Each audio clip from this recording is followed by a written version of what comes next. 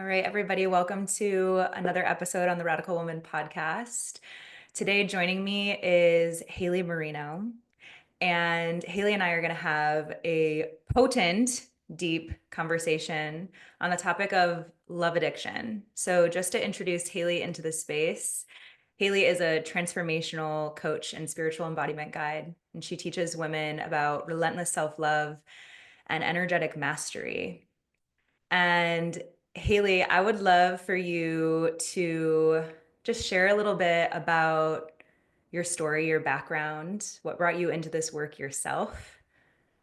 Yeah. Hey, girl. I'm so happy to be here. First of all, this is just so great. And this topic, when you were like, hey, do you want to do a podcast on love addiction? I was like, 1000% yes. You mean the Yeah. very hole that I crawled out of?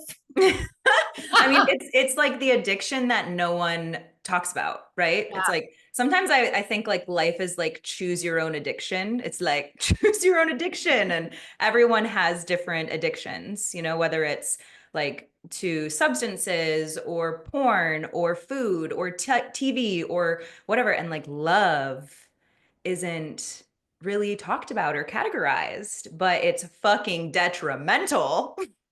And it's insidious. Hmm.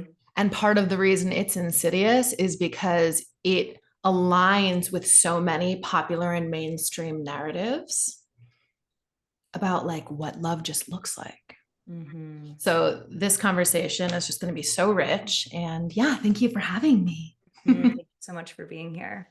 Yeah. So to answer your question about just, an overview of my path and how I got into this work, I had my spiritual awakening at 16 in my psychiatrist's office.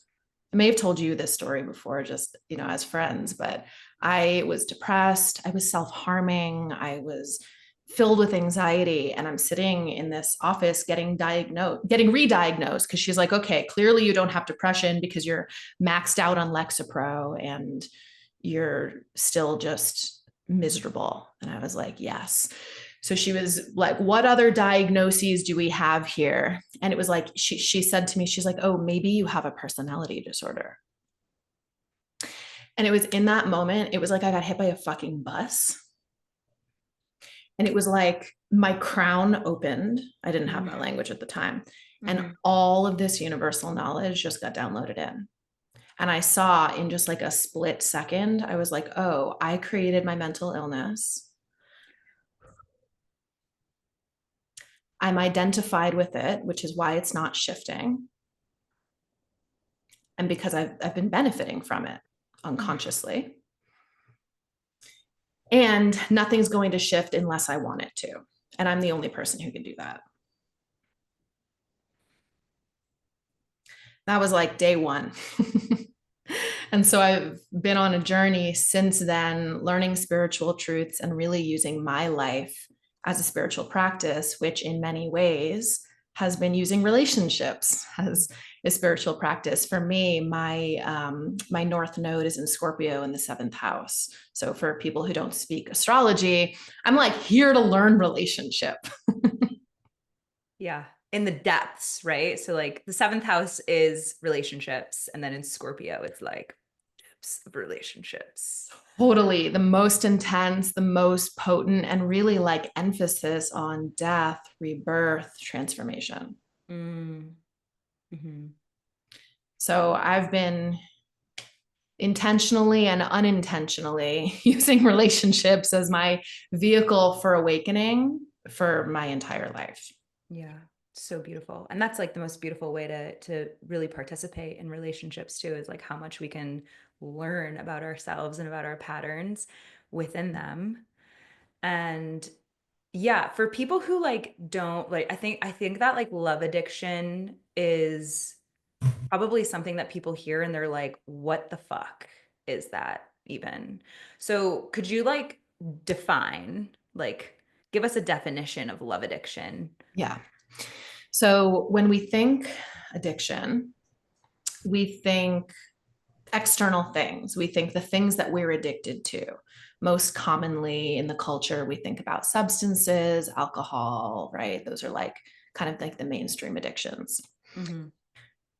What addictions actually are anything that we use in order to avoid ourselves. Mm-hmm. The form doesn't matter so much. Sometimes there's different implications, consequences based on the form of our addiction, right? Yeah. And ultimately, it doesn't really matter because the root is the place where we are avoiding ourselves. So, love addiction is using love, relationship, sex in order to avoid self. Mm-hmm. And how entrenched is that in our culture, Oh my God. and especially in women? Oh my God.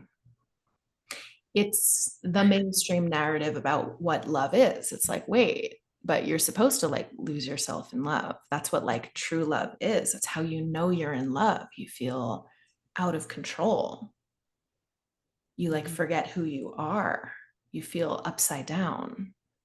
Your life changes. Yeah.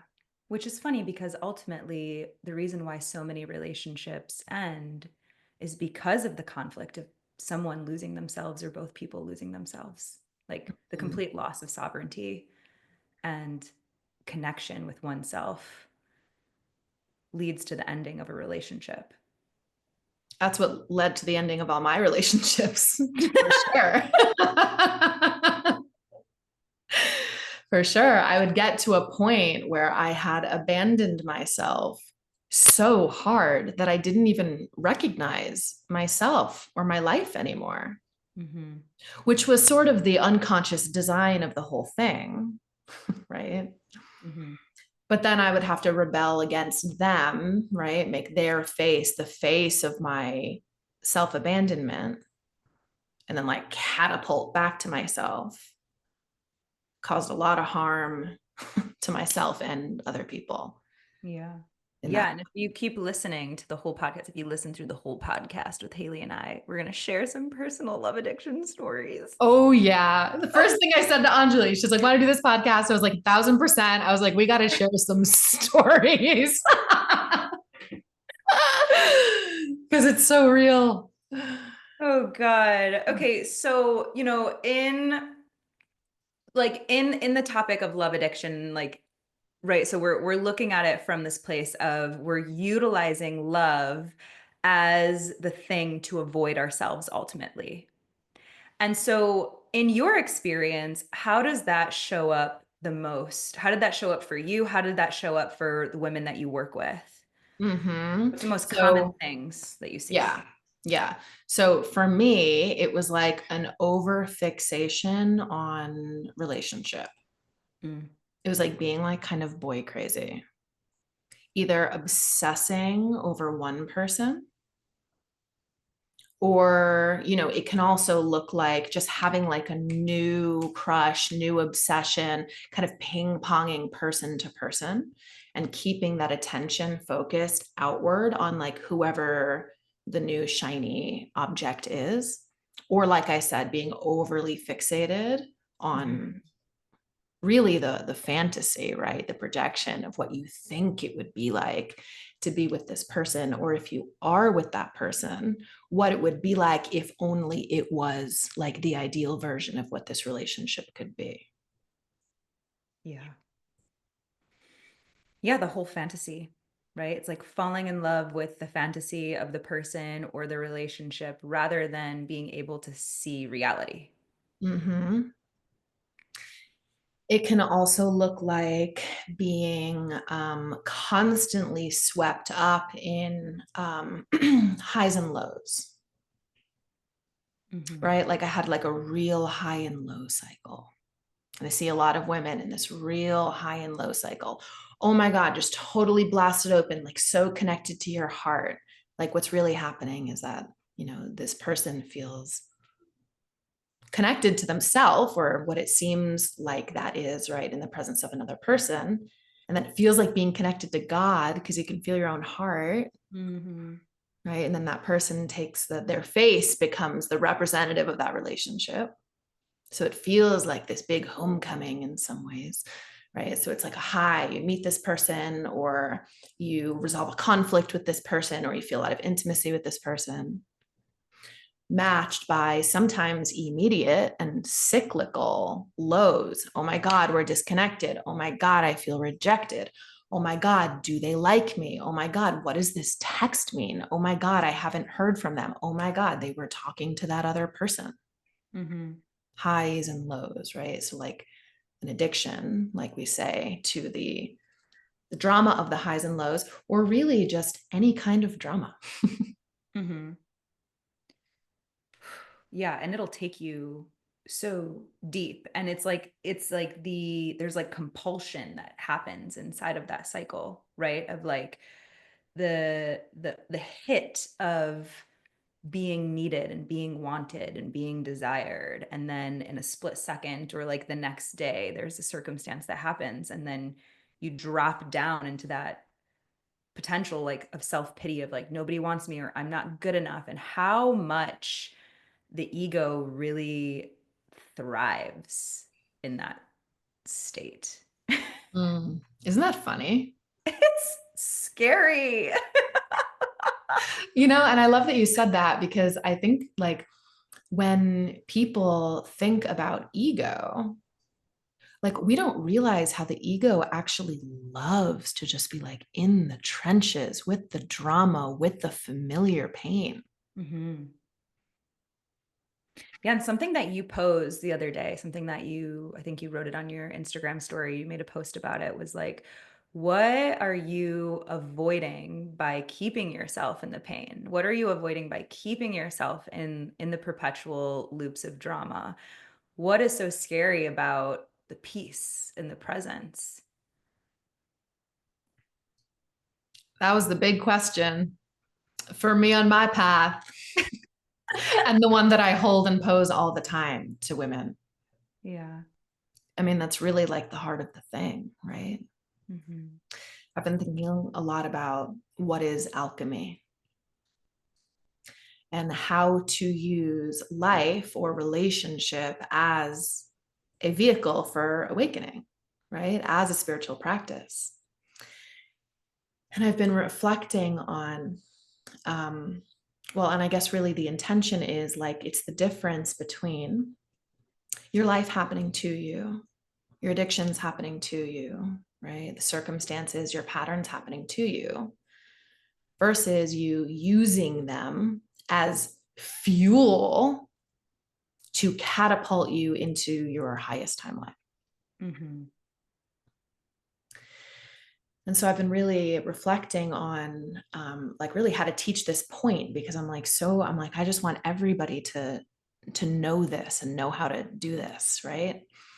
Like, how do you create alchemy? How do you go from being like lost in the trenches with these patterns to living in the kind of peace and wellness and thriving that so many of us want, but like don't know how to actually embody?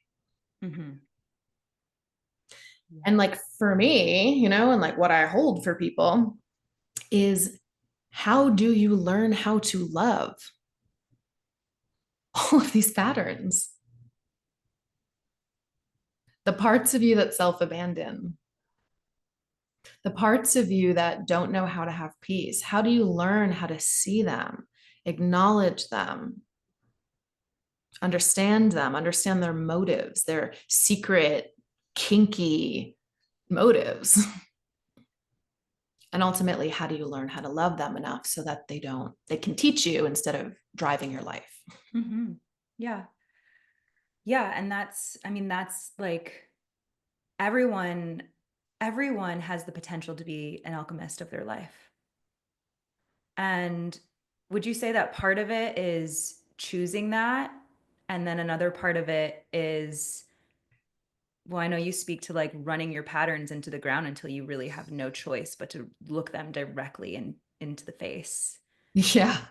right? Yeah, totally. And can you speak a little bit more to that Mm-hmm. point of like, because I think some people might hear that and be like, "Oh, I'm terrified to run this pattern into the ground. I thought I've already hit my bottom. I thought I've already experienced the worst that it could get." Yeah. So there are stages to this. There's the stage of completely unconsciously running your patterns and like really just not understanding why you keep getting dealt the same situations with the same people in different bodies. And just being like, how random and weird that life keeps giving me this same circumstance. Like, that is just like, what are the odds? Like, I better move out of the state. I better get out of here. This is just so weird. So there's the unconscious running of your patterns phase where you don't even see yourself as the common denominator. And then there's like the beginning to wake up, like, wow, maybe it's not a coincidence. Maybe I have something to do with this happening to me over and over and over again, which is a massive ego death. Oh, yeah. I mean, oh my God, I know, like, holy shit, what it takes to just like, and you get to that awakening from being brought down. You don't get there without being on your fucking knees to your own addiction, where you're more humble than like, where you're fucking humble, humble enough to admit that. So then, if you say yes to your point where you have to choose it, you keep going. And then there's the phase where it's like you can start to get really intimate with, oh, okay, I see how I, am choosing this. You might not see the deeper threads of why you secretly like it, but you can like really just see, oh, I'm like low key really into toxic behavior, right? For example. Or like, wow, why do I love it when, people expect me to have no boundaries? And there gets to a point where you can understand and see your patterns like really deeply and intimately, and you can fully unpack why you do what you do. But the truth is that your body is just not actually done doing it. And so there can be a split where it's like you think you're ready to do it differently, but the truth is that your body is actually still compelled because it's not done healing whatever it's trying to heal through the lived experience of playing this out. And if you thought seeing that you're the common denominator was humbling, I mean, this is really fucking humbling. Because it's massive surrender. It's surrender, right? It's the place where it's, it's like this, the step one in the addiction process, right? If we look at like the 12-step process where you accept that you're powerless and that your life is unmanageable. Right? You just let go and you let God. Yeah. You're like, am I the drama? Is it me? Am I Right. And I have no control in this And I moment. have no control. I have no control. I cannot stop myself from choosing this pattern. I even know how it's going to end, but I'm just not done doing it. Most people don't know that that phase exists. And like at that point, you just think something's like wrong with you, or this is just the way it is. And it's really easy to actually just kind of give up at that point and collapse. Yeah, I've seen a lot of people at that point where they start getting really frustrated with themselves, and there actually comes like this big theme of self-degradation comes in, right? Of like Mm-hmm. hating self, really feeling like, what's wrong with me? I'm never going to be able to get out of this. I'm broken. And what do people really need to know when they're bumping up against that? That you're in the middle of your process. And that right before the moment of transformation, the ego is going to get really loud and try to keep you off of the spot that's going to give you transformation that ultimately disempowers it and its influence over your life.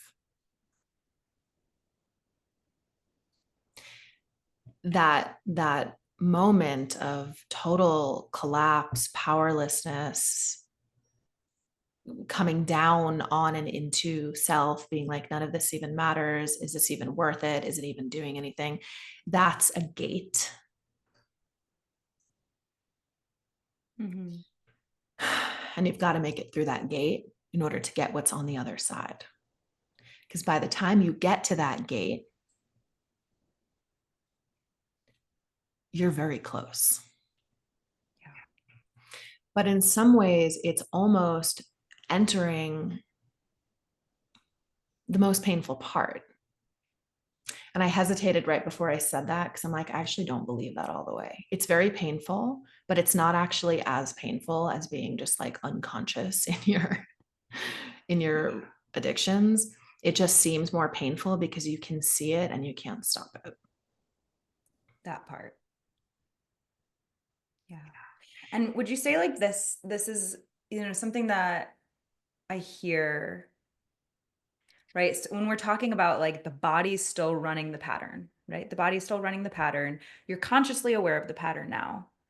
And yet your system's still orienting towards that same pathway. Mhm. And what I've heard in this is like, well, how can I learn to trust my body if this is where it's taking me? Like, how do I learn how to trust my body if this is the path that it's taking me on? Mm-hmm. And what I usually say to that is like, well, your body is trying to complete, right? It's trying to reach some kind of completion in the cycle. What would you add on to that, if Yeah. anything? Yeah, that's gorgeous and absolutely true.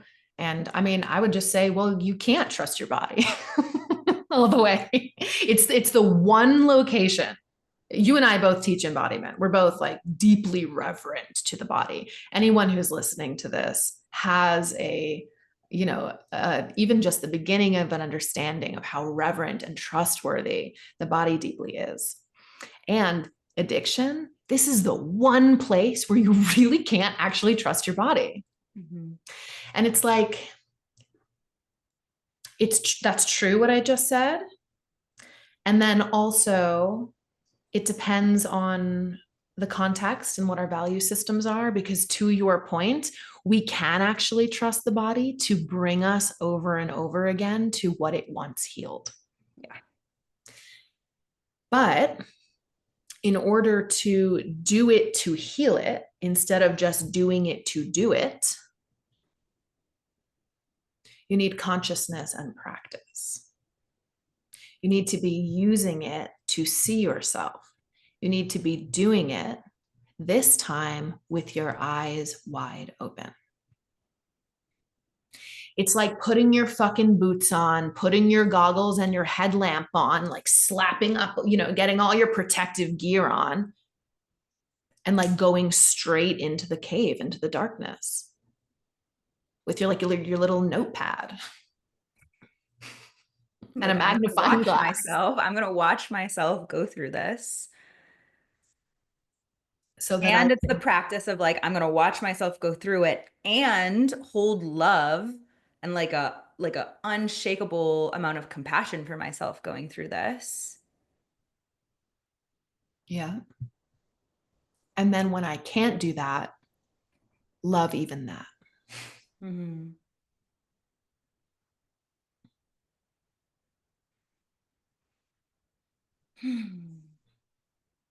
I will never forget. So one of my teachers said this to me once, and it was the most profound thing I'd ever heard in my life because it was so fucking true.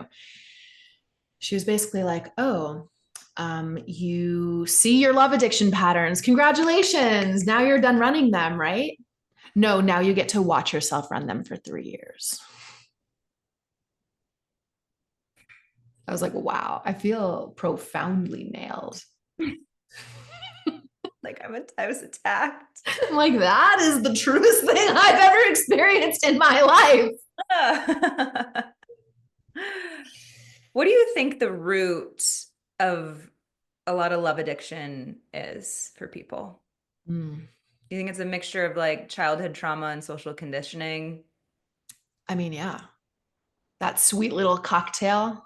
of like my attachment wounding and then Yeah. everything that we see, everything. I mean, what were the let's bring this in. What was one of the biggest um like what was one of the most influential pieces of love addiction that you subscribed to in your youth?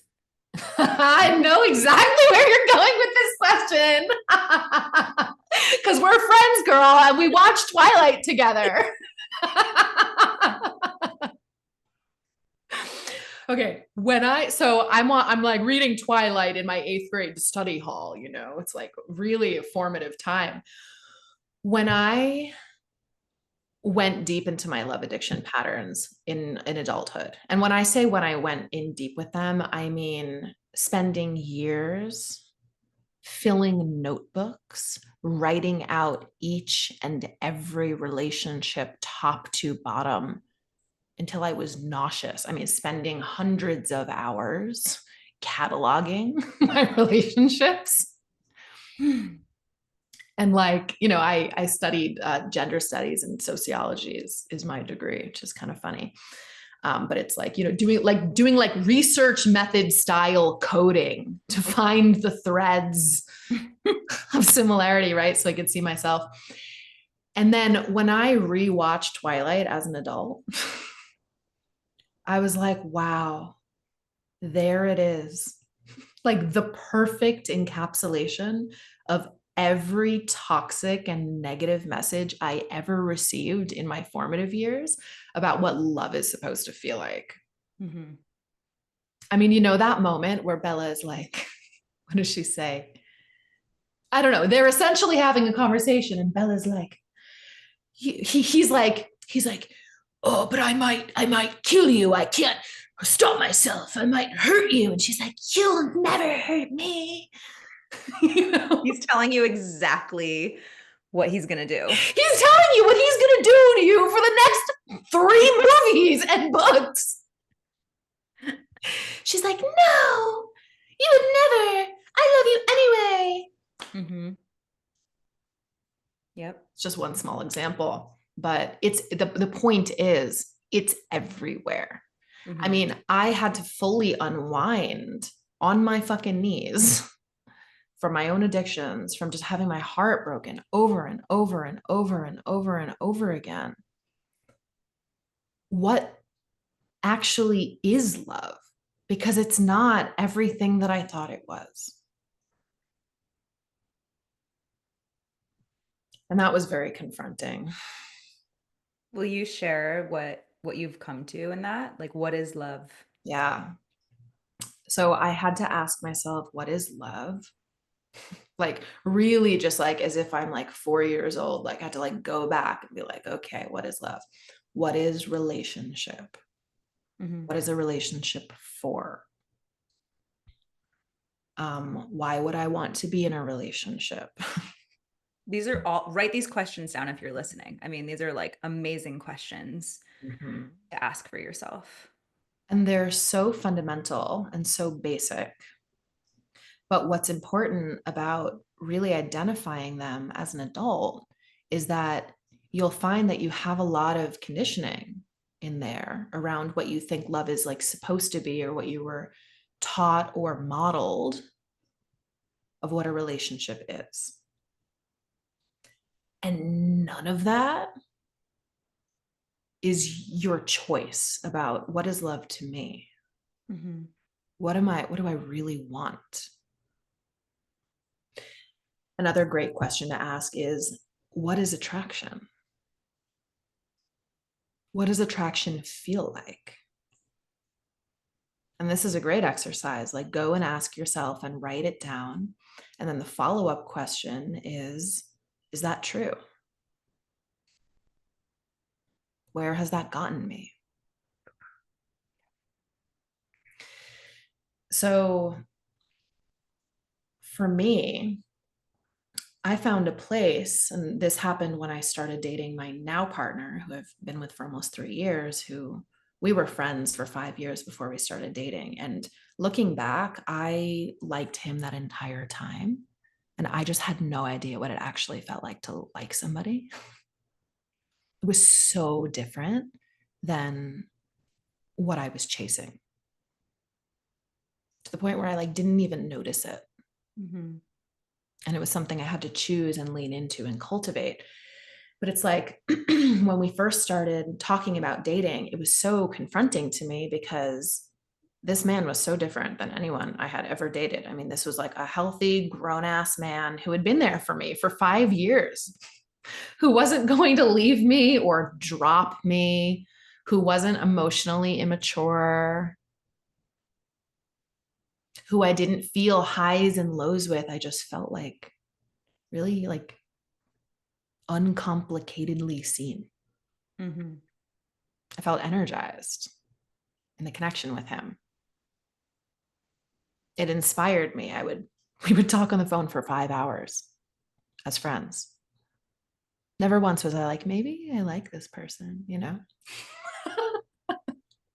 Because then I would get off the call with him inspired and feeling clear about who I am. And then I would just go and date some fucking guy who wasn't like emotionally mature enough to really be with me. So I had to, at that point, really be like, because it was like I could feel in my body that I was attracted to him, but the attraction felt so fucking different than anything I had ever known, to the point where it was very confusing. And I actually said to him in the beginning of us dating, I was like, I just want you to know, I don't know if I'm attracted to you. Like, I don't know if I feel that way. And he was like, well, you know, not really worried about that, but thank you for letting me know. And I was like, no, you're not hearing me. Like, I'm really like, I don't know. He's like, yeah, I hear you. You don't know. Meanwhile, we're on the phone till 6 a.m. You know? Right. He's like, I know. He's like, okay, I know, and I know you. We've been friends for a long time. We know each other, right? I'm like, he was very clear, which was a beautiful gift to receive for me. And he just held me with so much spaciousness as I went back and forth on whether I was, I mean, essentially ready to be with someone healthy and like a healthy thing, right? Mm-hmm. But it was like I was so used to attraction, feeling like fireworks and feeling like those highs and lows. It was the high that kept me interested and the low that kept me attached. Mm-hmm. And it was that cycle that like kept me intertwined with people. I went through a phase of being like non-monogamous with a boyfriend years ago because I actually just didn't know how to just be in a peaceful relationship where I didn't use jealousy to fuel my attraction for him. So that's where I'm coming from. And I'm like, wow, like, what if what I thought was attraction has actually been my wounding the entire time? Mm-hmm. Then I had to go underneath the noise of that very loud wounding type thing that like wanted, you know, because it's so high sensation. Oh, yeah. It's just, it's like it can overtake your whole system. Oh my God, it's so overwhelming. I mean, talk about using love to distract yourself from your life, Mm-hmm. right? It's so noisy, that kind of attraction, that kind of, attachment. So I had to like go underneath the part of me that was like searching for that and feel the truth of my connection with him, which was so alive, but it was gentle. It was like spring water. Mm-hmm. And I remember my first night with him, I was just like, oh my gosh, there's just like nothing like snagging. And it was a totally foreign feeling. And I realized, I mean, I had been addicted to the intensity, to the high sensation, to the familiarity of like the wounding feeling, which is ultimately my father wound. Yeah. We love a daddy wound. We love a daddy wound. We love dating our dads in younger bodies, right? Ah. So it was, and I had been doing my own work for years to get to a point where I could piece these things apart. I was truly ready at that time to see all of this and choose differently. But I had also, I mean, talk about seeing your pattern and then running it for 3 more years and watching yourself do it. Mhm. Before that, like the 3 years prior to that, I just watched myself run it, pick people that could not meet me, have my heart shattered on the fucking floor, in the relationship, being like, I'm trying not to do my love addiction thing, but the entire relationship was the love addiction thing. Mhm. So I was ready, but it was still very, very confronting. Yeah. How did you nurse your nervous system into safety with Mark? Yeah. Um, well, my body of work is called Selfish, which is really just about the homecoming to yourself. And the reason I teach this is because it's been my entire journey. I think you and I are really similar in that way, with this school, like what we teach, and it really being a reflection of our personal journeys. Mhm. So for me, everything I teach inside of Selfish is truly like the heart of my practice of building that unity inside of me. And I really credit that path that I paved for myself as being the foundation of what enabled me to be actually ready for partnership. Mm. And it's still my foundation. I mean, I come back to those fundamental teachings over and over and over again in the next iteration of the practice, in the next iteration of the practice, in the next iteration, and so on and so on. But cultivating that relationship to myself,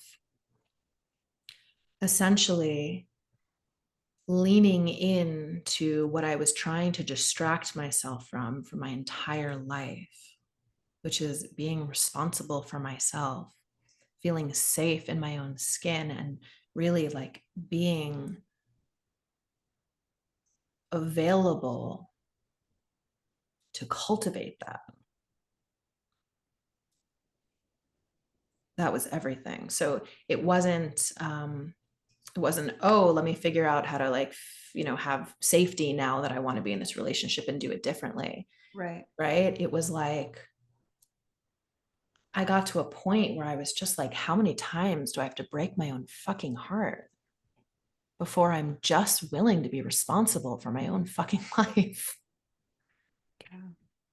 And that's like, that's all that almost, brings you full circle back to that moment in your doctor's office, right? Where she's like diagnosing you with all of these things. And there's that part where like you could get re-enwrapped with the victim of like, this is what I am, and this is the diagnosis that I have, and this is what I have to live with. And then boom, you had this opening of, oh, I'm choosing this. I'm creating this, I'm responsible for this. And so then it's like it weaves into our lives where it's like, oh, we also get to create safety for ourselves through that path of learning how to be responsible for every decision, for every action, for every behavior, for every choice. Amen. And there's so much that comes with that, right? There's a reason why we're in the addiction, distracting ourselves from our own lives, Mm. because there's a process of building relationship with all of these things. Like for me, one of the main things that I realized that I was avoiding by constantly being in relationship drama was my business, Hmm. right? Which is actually my relationship with creation, Mhm. which is actually my relationship with being seen, which is actually my relationship with being like in my purpose, right? Like doing my soul's work. It's my relationship with money, which is my relationship with having, with abundance, of that feeling of being fulfilled Mhm. in money and in purpose. I mean, it was just very confronting to step into any of that. It was so much easier to just like kind of have all of that in the back burner while I just like tried to source that from a man instead. Yeah, absolutely. And what a powerful question to just be able to pose for ourselves is like, what am I using love? Am I using love to escape what part of myself, to override what part of my life? Mm. And once I can like look at that and reclaim that and get into a different relationship or into right relationship with that thing, can I bring love in as the actual resource and like source of nourishment that it can truly be for my life? Mm. Right.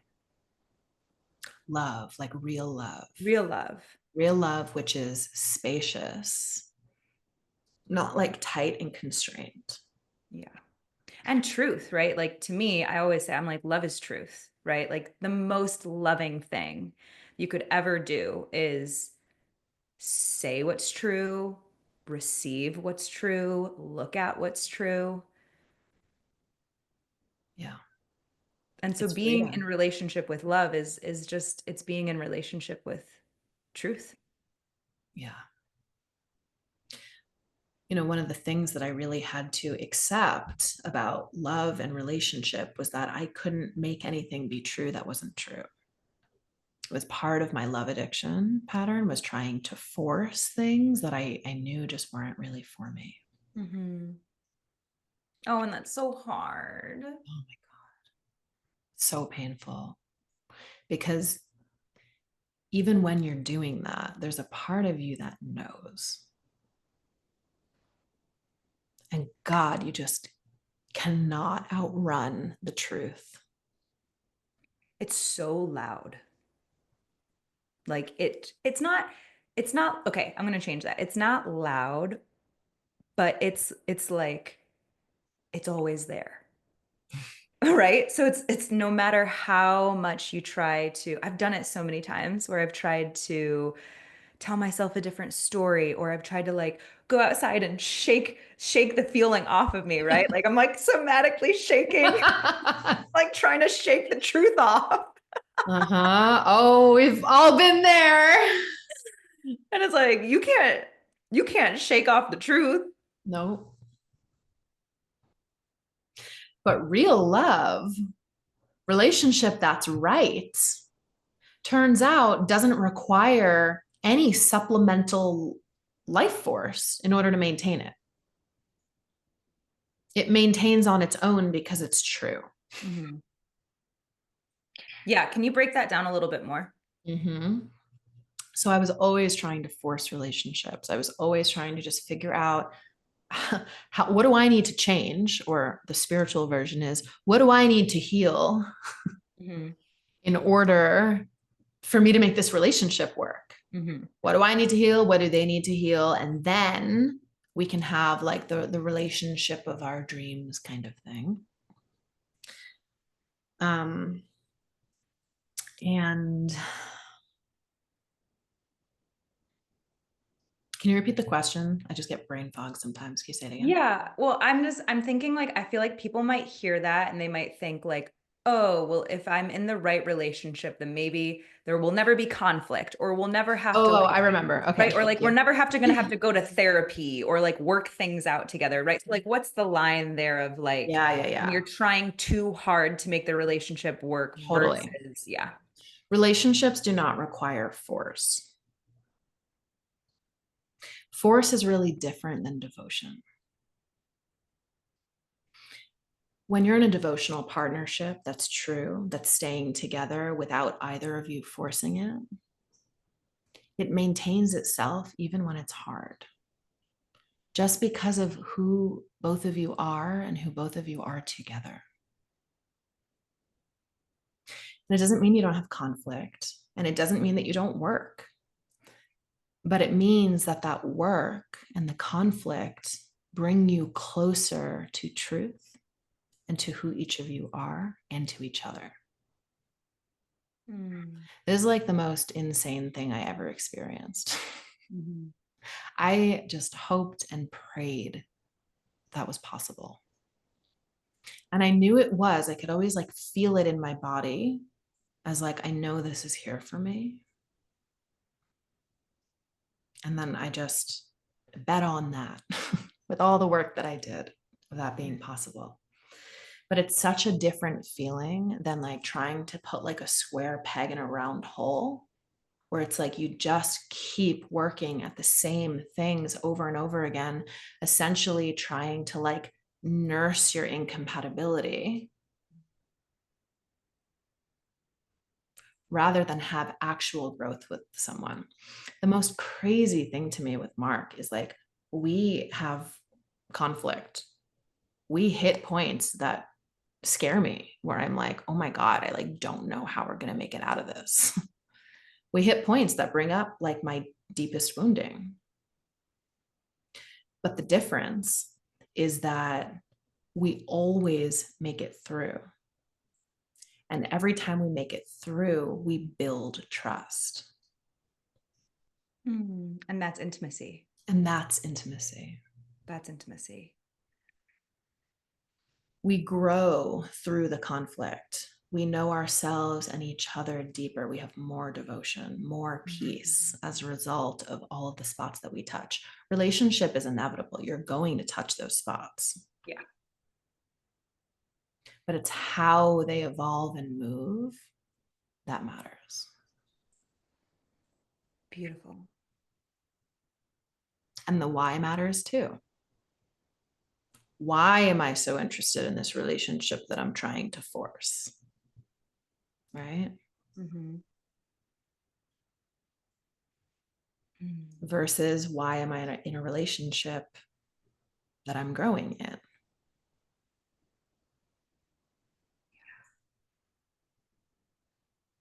I remember being in all my past relationships.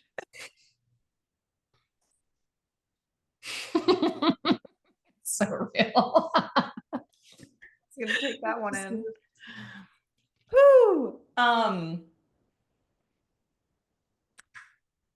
Maybe this would be a great time to just like bring in our stories too. Oh my God. I'll go first. Let's do it. Right. Let's like tell everyone all of the ways in which we've left ourselves It's so good.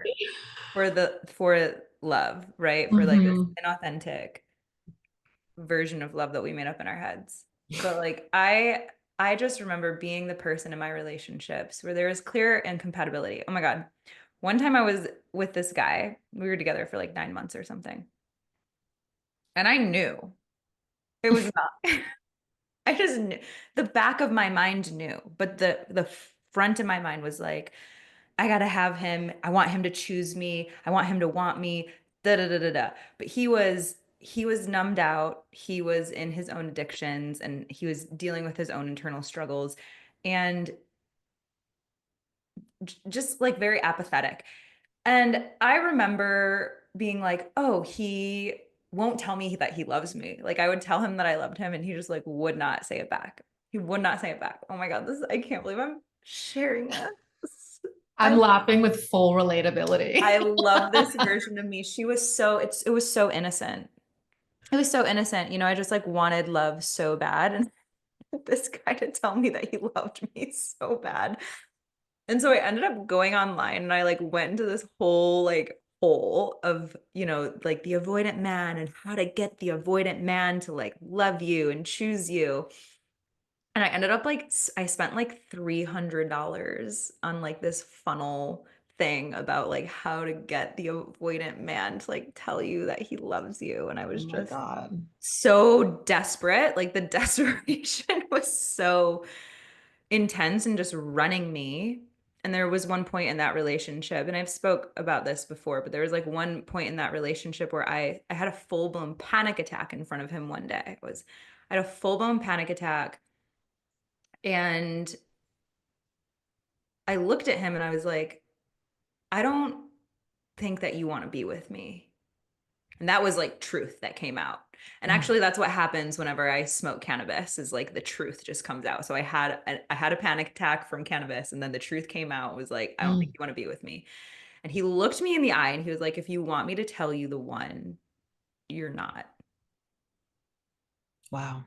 And then I stayed with him for another 3 months. Classic. Wow. Oh my God. The truth. Ah. Wow. Thank you for that. Mhm. So fucking relatable. And that's the love addiction, right? Is like when you know and you stay anyway. Yeah. Like the reasonable mind is like, oh, okay, we say that truth and then we break up. But it's like, no, you just like weren't done. I wasn't done until I was done. Yeah. Oh my God. So good. Mm. Your turn. Yeah, that reminds me of a time that I met this guy on Instagram because he just looked so great on Instagram. And I was really into what I thought that that would mean about me if I was with this guy who was like, so like a super hot actor on Instagram, you know? And he told me very early in the relationship, he was basically like, wow, you know, I just really feel like I'm not as like self-aware and available emotionally as you want me to be. And what I took that to mean is, oh my God, he's so self-aware that he sees that. I was like, wow, oh my God, he's like so much more self-aware than he thinks. I should date him. That ended up being a very abusive relationship. Mm. I ended up getting a no contact order with my college after that relationship. That was an expensive lesson. Yeah. Believe people when they tell you who they are. Mhm. Absolutely. But I learned so much about myself and all the ways I was a match to that. Mhm. So ultimately, I'm so grateful. But I look at the version of me who made that mean that he was just so self-aware, and I'm just like, oh, honey. Yeah. And there's like, right, believe people when they show you Yeah. who they are.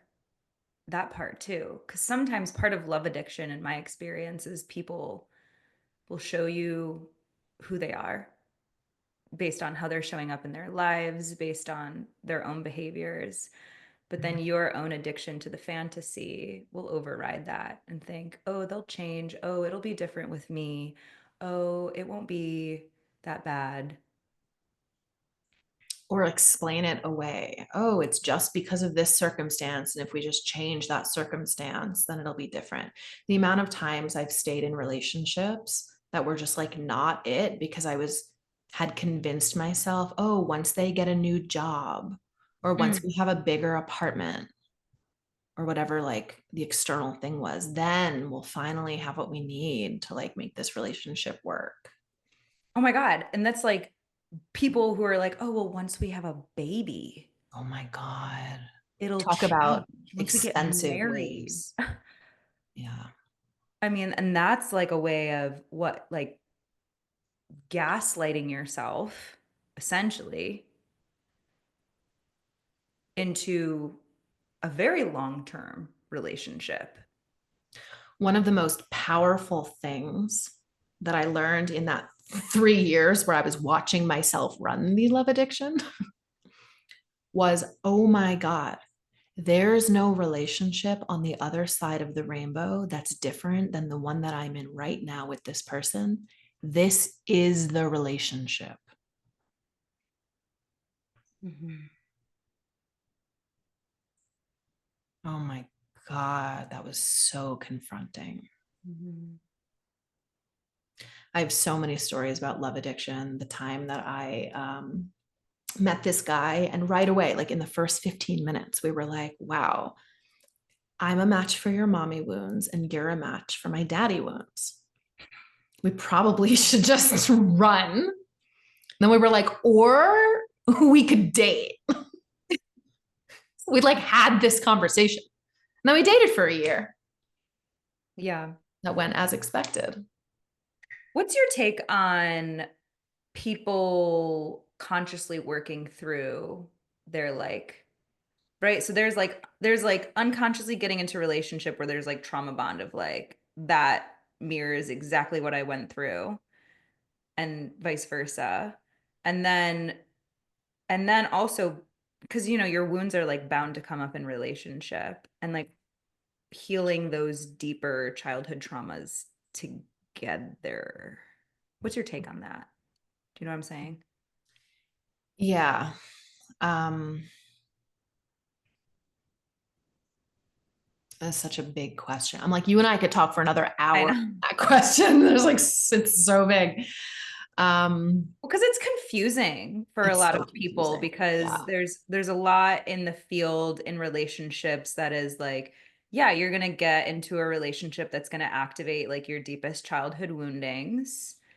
And I mean, I guess it's discernment. It's like, is there actual resolve coming through your wounds being triggered versus are you just reliving the trauma? Yeah, exactly.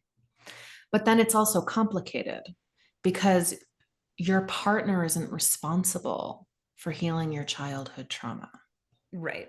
in relationship. Right. But it's tricky because they can help Yeah. by just loving you unconditionally and being clean enough inside of themselves to not do the wound dance with you, where your wounding activates their wounding, activates your wounding, activates their wounding. That's a Mm-hmm. very, very tricky tangle. But ultimately, if everyone is really committed to doing their work, this is how we heal our childhood traumas separately but together. Mm-hmm. Which is both parties are equally responsible for themselves. The way that I think about it is like everybody is 100% responsible. Mm-hmm. And then between the two of us, we have 200% responsibility. And listen, that's a great ideal. Sometimes it works out like that, and sometimes it doesn't. Right. I Right. can't tell you like how patient Mark has been with me. Yeah. And part of like, I imagine that like, I mean, part of life in general is being reflected the areas that you're not taking responsibility in. And then it's like, oh, where can I own that? Where can I claim that? And then shift and move in a different way. Yeah. Opposed to life's reflecting to me where I'm not being responsible and then me just being like, oh, but I can't do that because of this. Oh, well, that, da, da, da, da, da, and like just staying in that. Well, I can't possibly take ownership of that because I'm this way or this happened to me or whatever excuse we can come up with. Mm-hmm. Yeah. And then the first thing to do when you find yourself in that place where you're avoiding responsibility, it feels overwhelming, you don't know how, if only your partner would just be different, if only they would just X, Y, and Z, then you could go in and heal your childhood trauma and blah, blah, blah, Mm-hmm. is to see that and just love the part of you that is doing that. Mm-hmm.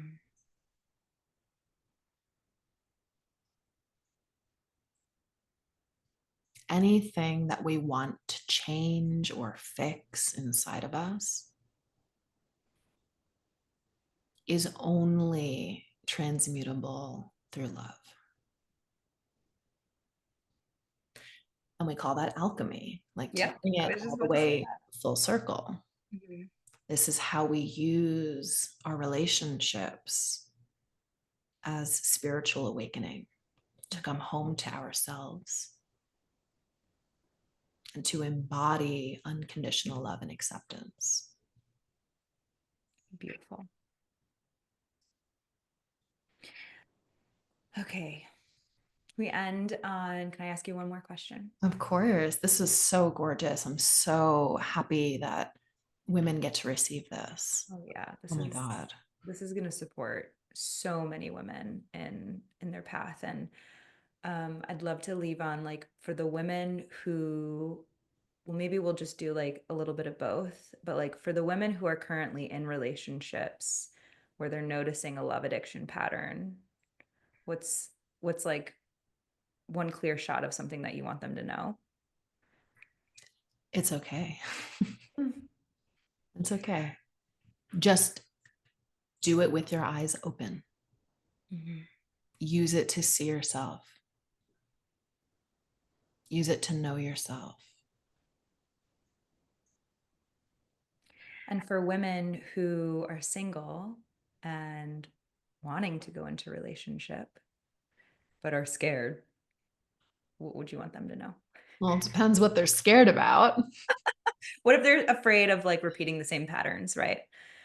You will repeat the same patterns. It's just how consciously will you do it? How much responsibility will you have? And how honest with yourself will you be inside of it? And I say that a little tongue in cheek because we all will repeat all of our Right. our, And like triggers. who will you choose to Right. do it with, right? So right. So if the thing is you want to choose differently and you want to choose somebody who's going to be able to meet you in those places instead of give you more evidence that your deepest fears are true, Mm-hmm. I would say get really clear on the difference between wounding and real love in your body. Mm-hmm. And sometimes we do that through experience. And that's a sacred process.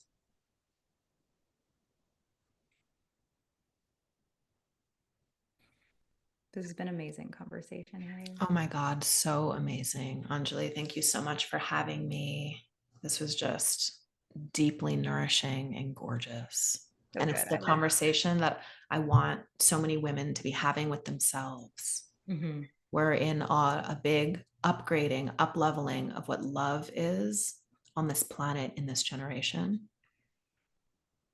Mm-hmm. Being sober in love and whole in self is where women's power opens and gets free from looping in the same old things into actual creation.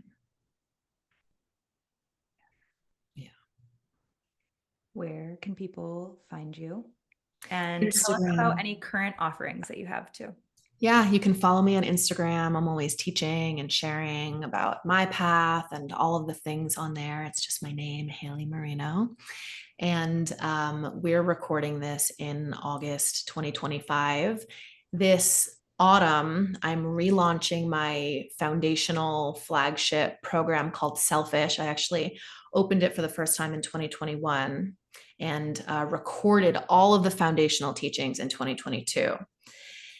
And now I'm a whole new woman from who I was in 2021, 2022. So I'm ready to reteach all of the teachings. And so that is launching this fall. And it's going to be the first time since then that I've truly retaught the basics and walked women through the process. So would love to have you with us. If you feel that, if you're listening, get in touch. And I'm always having new offers and new things come through. So if it's later and it's not timely and you're like, that was last year, come see what's here now. There's always something powerful cooking. And I would absolutely love to have you. Thank you for that, Haley. And all of Haley's links are in the show notes below. So you can check her out. You can go to her website. You can follow her on Instagram. And Haley, thank you so much for being here. Thank you so much. We should watch Twilight 2 soon. Okay. Okay, maybe. All right. Thank you all for listening. We'll see you for the next episode on the Radical Woman podcast.